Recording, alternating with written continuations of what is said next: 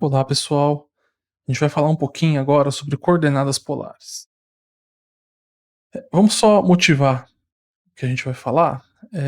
A gente tem estudado figuras no plano, né? Mais especificamente curvas. Né? E aí, por exemplo, quando a gente definiu elipse, hipérbole, parábola, a gente só precisa do plano, né? Imagina que a gente está nesse plano aqui que eu estou escrevendo. E você precisa das noções geométricas, né? Por exemplo, a elipse você é dada como a figura obtida, né, pelos pontos, cuja distância até dois focos, a soma das distâncias, dá um número fixado lá que a gente chamava de 2A. É, mas então, assim, a gente só precisa, né, para falar dessas curvas, a princípio a gente só precisa saber o que são pontos, retas e a distância entre eles, né? E por muito tempo, né, na humanidade se estudou essas figuras dessa forma, tá? Essas curvas dessa forma. Até que chega um determinado momento, né, em que passa-se a olhar para o seu plano, mas você coloca um sistema de coordenadas, e aí cada ponto desse plano você identifica com um parzinho de números. E isso, assim, é um salto tremendo, né, para você entender essas curvas, para você lidar com essas curvas, porque agora muitas das curvas, como a gente fez, né, você tem equações para elas, né? Então, interpretando um ponto como um parzinho de números, você vai poder manipular esses números e fazer conta com esses números, né? Então, você usa aí toda a álgebra que você tem, né, dos números, toda a aritmética que você sabe, todas as propriedades numéricas, para tratar problemas geométricos, né? Então você pega um problema geométrico e transforma ele num problema analítico, né? Então isso é um salto muito grande. Agora, esse não é o único método que você tem, né? Esse sistema aqui, para pegar no plano, né? E associar pontos com números, com coordenadas, tá? Existem outros sistemas de coordenadas. Esse aqui é o sistema de coordenadas cartesiano. Só para vocês terem uma ideia, né? O Newton escreveu um tratado mais ou menos em 1671, em que continha 10 sistemas de coordenadas diferentes. Tá? E dentre esses 10 sistemas, tinha o sistema que a gente vai tratar hoje, que são as coordenadas polares. Tá? Porém, não, a gente acaba não dando exatamente o crédito a ele, porque esse tratado foi publicado depois, né? E aí veio um outro matemático que publicou pelo menos o conceito do que a gente chama de coordenadas polares, entre o período em que ele escreveu a obra e o período que ela foi publicada, em 1736. Então a gente vai falar então uma outra maneira de descrever pontos no plano através de números, tá? Então, como que é o sistema de coordenadas polares? Né? Basicamente, o que a gente precisa é de um ponto e um segmento de reta. Tá? Então, a gente vai ter um ponto que eu vou chamar ele de O, a gente chama de polo, e um segmento a partir dele, tá? Desculpa, uma semi-reta a partir dele, que a gente chama de eixo polar.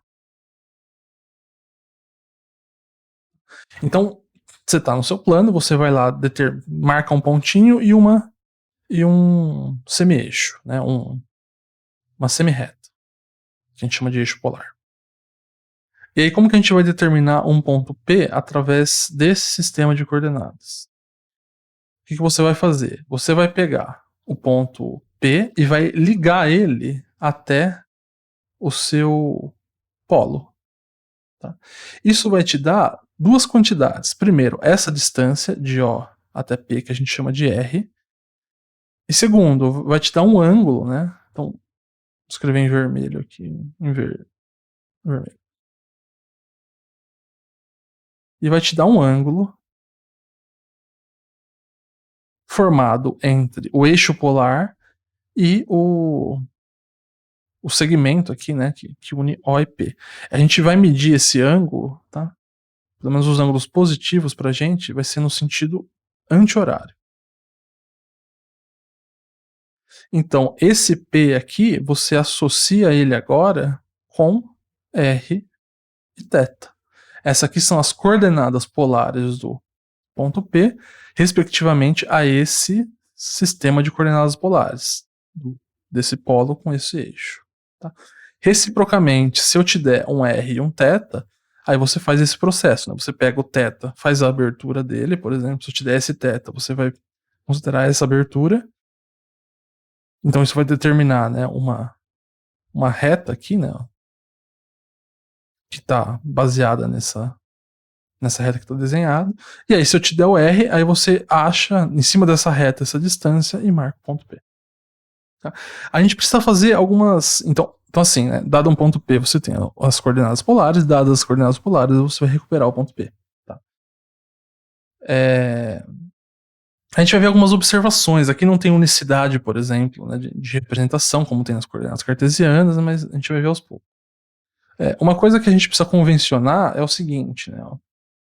O que acontece com θ negativo, tá? Θ negativo significa que você vai fazer essa abertura no sentido horário, tá? Então, isso aqui corresponde ao sentido horário. E o que acontece, a gente também vai convencionar, apesar do R ser essa distância, é conveniente a gente definir também quando o R é negativo, tá? Aí o que acontece quando o R é negativo? Vamos copiar esse desenho aqui. Então, quem seria o ponto menos R e θ? Aqui o R, eu tô pensando ele positivo, tá? Então menos R seria negativo, eu estaria nesse caso em que o R seria negativo. Então assim, você faz com o R positivo, aí você prolonga essa reta que você tem aqui, né? Para formar o ponto com R positivo. Então você prolonga ela assim. E aí o que você faz? Você rebate esse ponto simetricamente com relação a essa reta. Tá? Então o ponto, né, menos R θ, ele ficaria aqui. Então essa distância aqui ainda é R. Tá? Então a gente faz essa convenção quando o R ele é. A gente está trabalhando com números negativos aqui. Tá? Você faz com positivo e aí você rebate aqui. Então, outra coisa, né? Observa o seguinte: o próprio polo, né? A gente pode representar ele, por exemplo, como sendo 0 θ. Isso aqui para qualquer θ. Tá? Então, se você vai tomar uma distância zero em relação ao polo, você está em cima do polo. Né? Θ, tanto faz quanto você está aqui, né? Não nem faz sentido você rodar aqui. Né? Então, isso daqui, né, significa que você está sobre. Então, esse daqui é o O, tá? É o seu polo. Isso aqui para todo o tempo. Tá? Certo. Então, essa é a ideia das coordenadas polares, tá? Mas a gente não vai. Aqui eu até fiz proposital, eu peguei um eixo aqui, ó, que não está paralelo às linhas aqui do quadro, né? Então. Mas a gente, em geral, a gente não faz isso, tá? Então, em geral, a gente considera o seguinte: ó, você considera o sistema de coordenadas cartesianas XY, que a gente está muito acostumado a trabalhar com elas, né? E aí o seu polo, você sempre vai pegar aqui na origem, e o seu eixo polar é exatamente o eixo X.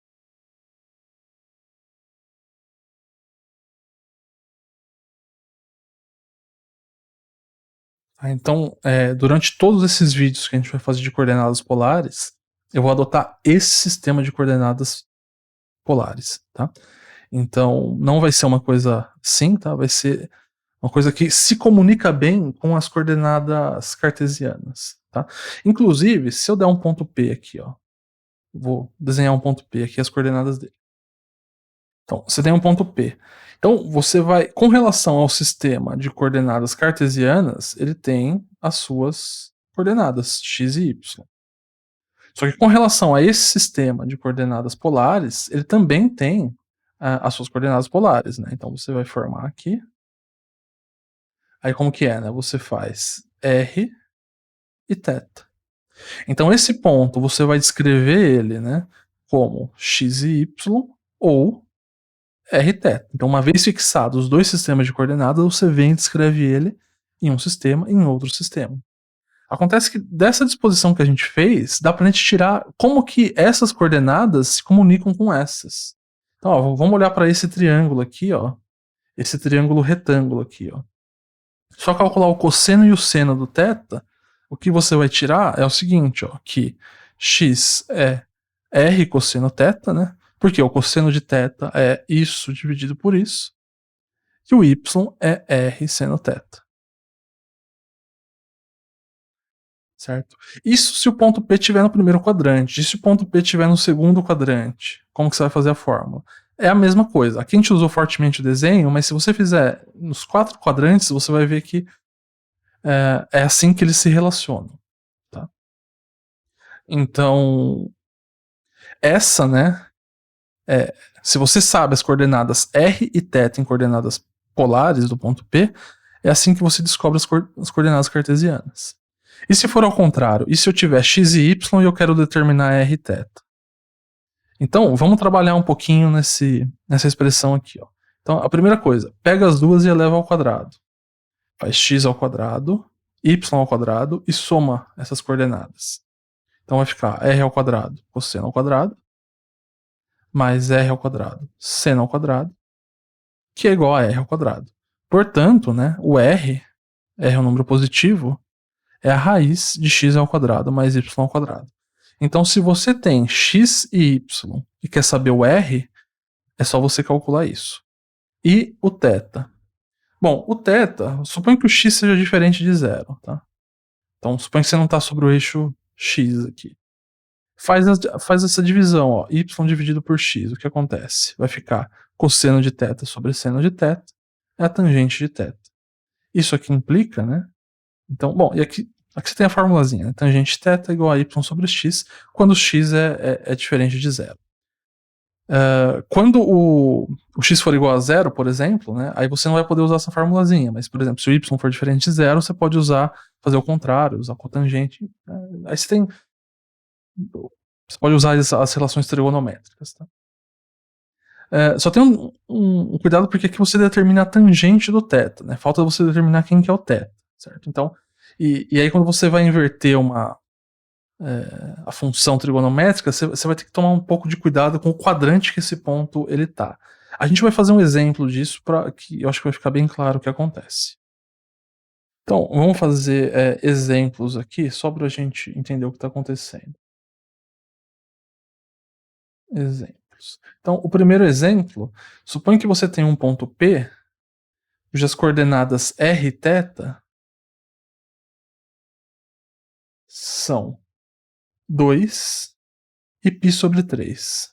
Ache as coordenadas cartesianas desse ponto. Então, assim, ó, primeiro, a gente consegue ter uma ideia, né, visual de onde esse ponto está, né? Pelo que a gente viu de coordenadas polares. Lembra que aqui é sempre o polo e aqui é o eixo polar. Então, se a distância é 2 e a abertura é π sobre 3, né, que em graus seria 60, né? Então a abertura, né, é 60 graus e uma distância 2. Então o ponto estaria mais ou menos aqui, né? Se essa distância for 2 aqui, né? Agora mas a gente consegue determinar, né? Então quem que é o x? É r cosseno θ, nesse caso r é 2 cosseno de π sobre 3. Cosseno de π sobre 3 é meio, né? Então vai ficar 1, enquanto o y é r seno θ, que é 2 vezes o seno de π sobre 3, que é a raiz de 3 sobre 2, então isso aqui é a raiz de 3. Então esse ponto aqui, né, se você quiser determinar as coordenadas exatas, né, é 1 raiz de 3. Né? Até que bate com o que a gente, mais ou menos com o que a gente desenhou aqui, né? Essa daqui tem que ser um pouquinho menor do que a altura. Agora vamos fazer o processo oposto. Dado um P, eu vou. Então aqui assim, né? Eu tinha dado Rθ, aqui eu vou dar x e y. Ele vai ser igual a 1 e menos 1. Então, quem são as coordenadas r e θ desse ponto P? Então, esse ponto P, se a gente desenhar o sistema de coordenadas cartesianas, se aqui é 1, né, aqui é o -1, esse ponto P tá aqui, né. Então o ponto P tá mais ou menos nessa posição. Então, vamos determinar o R e o θ. Bom, o R, né, é a raiz quadrada de x ao quadrado mais y ao quadrado.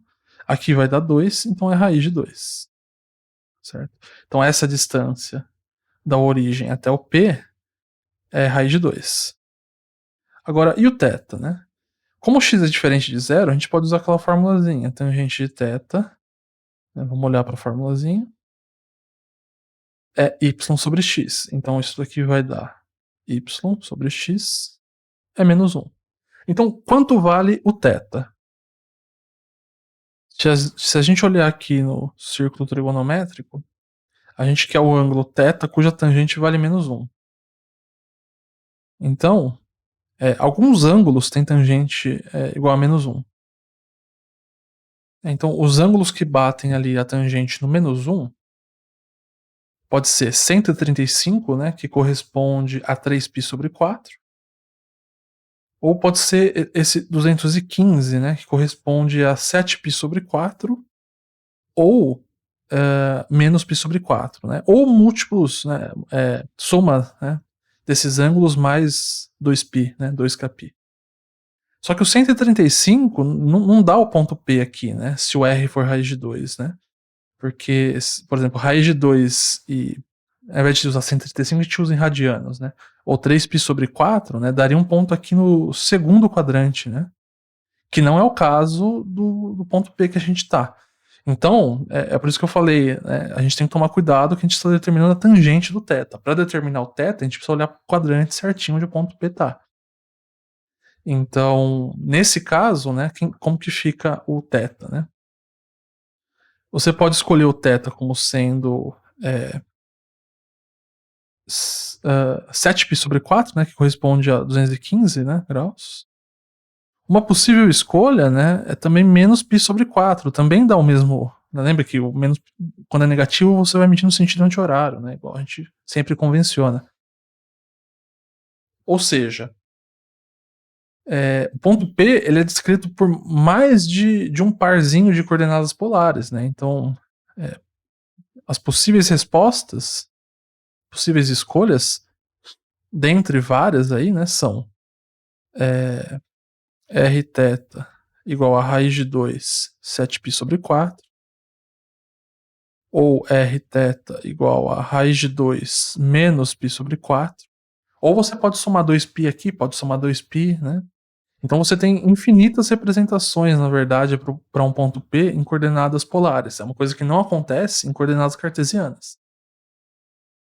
Em coordenadas cartesianas você tem sempre a unicidade, né? Um ponto P é representado por duas coordenadas cartesianas, e dada duas coordenadas cartesianas, você tem um único ponto P. Então tem unicidade na representação.